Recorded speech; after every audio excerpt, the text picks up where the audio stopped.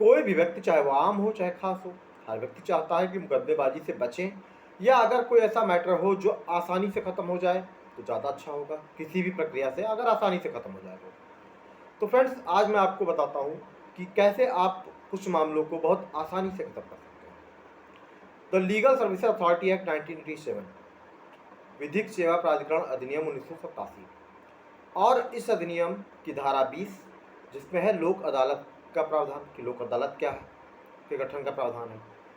और लोक अदालत में आप अपने किसी मामले को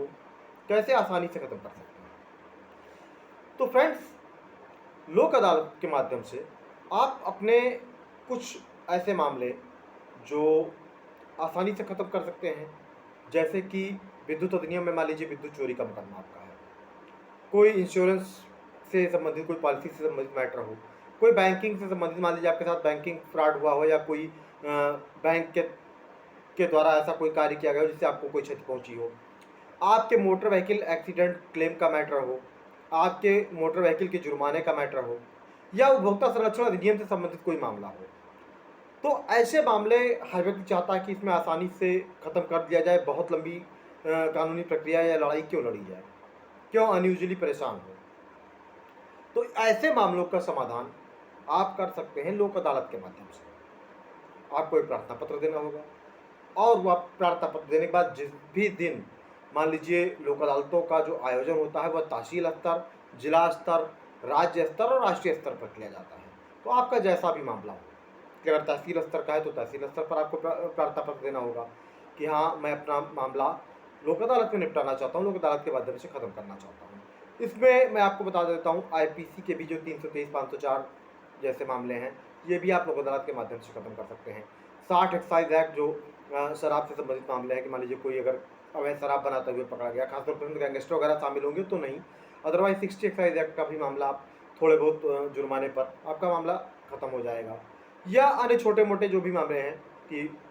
जो बहुत बड़े प्रकृति के नहीं हैं और जो आसानी से ख़त्म किए जा सकते हैं, और जो लोक अदालत के अधिकार क्षेत्र में आते हैं, ऐसे मामले कहीं न कहीं आसानी से ख़त्म करने के लिए ये प्रावधान किया गया कि ऐसे मामलों को लोक अदालत के माध्यम से आसानी से ख़त्म किया जाए। बहुत लंबी चौड़ी विधिक प्रक्रिया ना अपनाई जाए, ताकि इसमें अदालती समय का भी बचत हो, साथ साथ त्वरित न्याय भी मिल सके लोगों को। तो इसलिए कहीं न कहीं लोक अदालत जो है वो तो थोड़ा-सा आसान होगा कि हाँ, न्यायिक प्रक्रिया पर बोझ कम किया जा सके, क्योंकि विचारण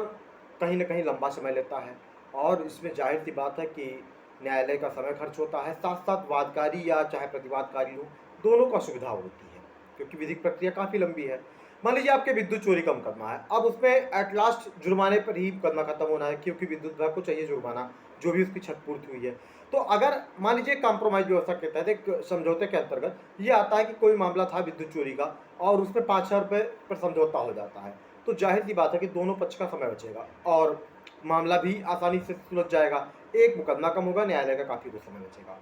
सेलम बार एसोसिएशन बनाम भारत संघ के एक मामले में सुप्रीम कोर्ट ने ये कहा कि अगर कोई मामला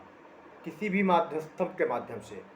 या एडीआर के माध्यम से, अल्टरनेट डिस्प्यूट रिजोल्यूशन सिस्टम के माध्यम से, या लोक अदालतों के माध्यम से निपटाने के लिए या ख़त्म करने के लिए पूरा प्रयास करना चाहिए, क्योंकि अगर इन माध्यमों से मान लीजिए मुकदमा ख़त्म हो जाता है तो न्यायिक प्रक्रिया में बहुत कुछ सुधर जाएगा और एक अच्छे समय की बचत होगी, जो किसी अन्य बड़े मैटर को सुनने के लिए अदालतों का जो कीमती समय है उस पर काम आएगा। तो इसलिए ज़रूरी है कि अगर आपका कोई मैटर हो तो आप अपने एडवोकेट से मिलिए, और अगर मान लीजिए जब भी लोक अदालत का आयोजन किया जाता है, ऐसा मामला है कि जो लोक अदालत में आसानी से खत्म किया जा सकता है, तो आप लोक अदालत के माध्यम से आसानी से खत्म कराइए। जैसा कि मैंने बताया, उपभोक्ता संरक्षण अधिनियम से संबंधित जो भी मामले हैं, आपके साथ मान लीजिए बैंक में कोई ऐसा मैटर हो कि आपका कोई बैंक का मामला हो और जिसमें बैंक ऑलरेडी कॉम्प्रोमाइज़ चाहता हो, तो उसमें है एमबीए एक्ट का मामला कोई भी हो, कि जैसे मान लीजिए कोई एक्सीडेंटल क्लेम पिटीशन चल रही हो, तो वो भी काफ़ी समय टाइम टेकिंग होती है। अगर वो भी मान लीजिए लोक अदालत में आसानी से ख़त्म हो सकती है, कि एक राशि पर कॉम्प्रोमाइज़ हो सकती है, कि एक धनराशि, निश्चित धनराशि पर कॉम्प्रोमाइज़ किया जा सकता है, तो आप आसानी से उसको ख़त्म कर सकते हैं और आपका समय भी बचेगा और साथ साथ आप विधिक प्रक्रिया की जटिलताओं से भी बचेंगे। तो फ्रेंड्स, आप भी कहीं ना कहीं अगर मान लीजिए आपका कोई ऐसा मैटर है जो बिजली विभाग से संबंधित हो, बैंकिंग से संबंधित हो, इंश्योरेंस से संबंधित हो, उपभोक्ता संरक्षण अधिनियम से संबंधित हो, या एमबीए एक्ट से संबंधित हो, या अन्य छोटी मोटी जो मामले हों, तो तो ऐसे मामलों को आप लोक अदालत के माध्यम से खत्म करने का प्रयास कीजिए। ये आपके लिए बेहतर समाधान और बेहतर विकल्प है। तो मैं आशा करता हूँ कि आपको ये वीडियो पसंद आया होगा, और अगर आपको वीडियो पसंद आए तो वीडियो को लाइक करें, चैनल को सब्सक्राइब करें, ताकि आगे भी आपको ऐसे वीडियो देखने को मिलते रहें। Thank you.